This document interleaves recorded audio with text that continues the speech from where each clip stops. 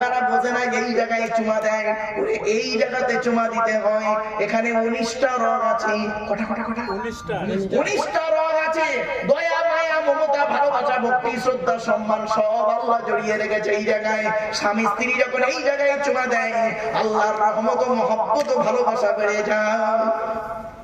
এই ওয়াজটা করেছি মুর্শিদাবাদে। একটা বুড়ো তাকবীর দিচ্ছে, লিল্লাহি তাকবীর লিল্লাহি তাকবীর। তখন পাশে আরেকটা বুড়ো বলছে, ভাই তুই চিল্লাচ্ছিস কেন? তখন বলছে, ভাই তুই বুঝিস এতদিন বুড়ি 20 বছর হয়ে গেল, বুড়ির হাত ধরতে পারি না।